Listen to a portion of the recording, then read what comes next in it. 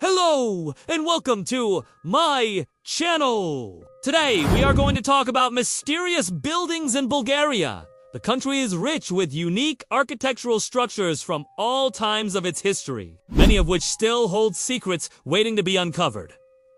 Let's start our journey. The first building we are going to visit is the house of the first Bulgarian Tsar. It was built in 865 by architect Aristotle, and it used to be the residence of the first Bulgarian ruler, Khan Asparuh. Sadly, it has not survived until today. This is an old drawing of how it might have looked like based on descriptions from travelers who have visited during that time. The original function of the building was to serve as a fortress, but later it turned into a palace as the rulers of Bulgaria preferred living inside cities instead of isolated fortresses. We know very little about the house. Historical records say that it had a courtyard in the middle and surrounded by covered galleries on all four sides. Through one of the arches in the gallery, you could see the throne room where the most important state ceremonies were held. There was also a library and an audience hall. Khan Asparuh ruled from 632 to 668. And although his dynasty lasted only for 2 generations, he managed to lay the foundations of a new state and protect it from external enemies. Next, we will travel a few centuries forward and visit the ruins of the Madara Tower.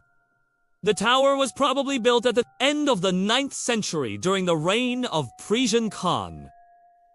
The oldest written record mentioning this building dates back to 1367. According to Arab authors, there was a church inside the tower. Over the years, it changed functions several times.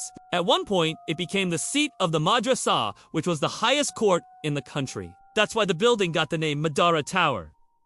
During the Ottoman rule, it was converted into a mosque and a minaret was added to the top of the tower. After the liberation of Bulgaria in 1878, the building was used as a prison. Today, only a few ruins have survived, and scientists are still arguing about the exact purpose of the building. There are several theories, but no one knows for sure what kind of secrets this building is hiding. Another mysterious building in Bulgaria is the Roman amphitheater in the city of Plovdiv. Its construction dates back to the 2nd century AD, and it has a capacity of up to 7,000 spectators. What makes it mysterious is that we don't know exactly why it was built there. Historians say that it was probably used for gladiator fights, animal hunts, and but unlike the Colosseum in Rome, it has never hosted naval battles. Also, unlike the Roman Colosseum, the Plovdiv amphitheater has 2 stories, maybe because of its size or because of some other reasons that we don't know about. The building was abandoned after the 4th century. It was built of wood and stone, and unfortunately,